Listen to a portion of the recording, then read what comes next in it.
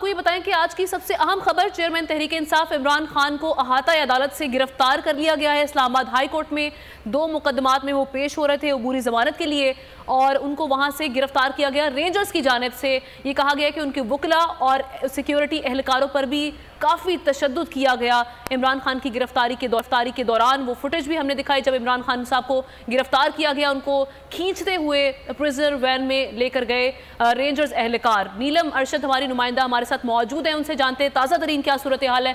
नीलम अरशद, क्या देख रही हैं इस वक्त आप, क्या सिचुएशन है इस्लामाबाद हाई कोर्ट के बाहर और ओवरऑल?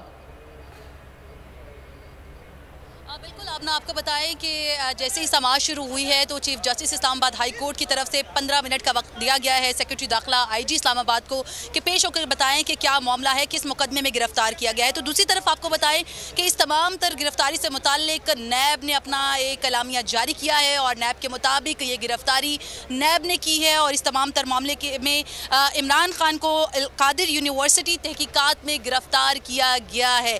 पहले ये मामला समझ में नहीं आ रहा था कि किस मुकदमे में गिरफ्तार किया गया है और chief justice Islamabad high court ने भी जैसे ही समाअत शुरू हुई तो यही मामला उठाया और कहा गया किस मुकदमे में और किस जुर्म के तहत।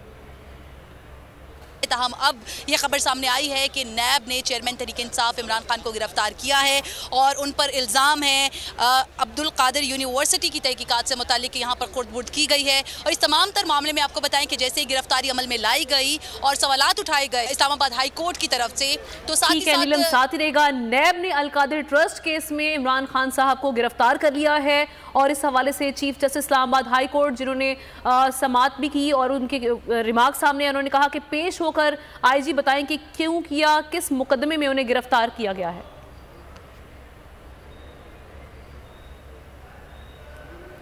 बुलेटिन अभी वक्त हुआ है ब्रेक का, आप देखते रहिए बोल न्यूज़।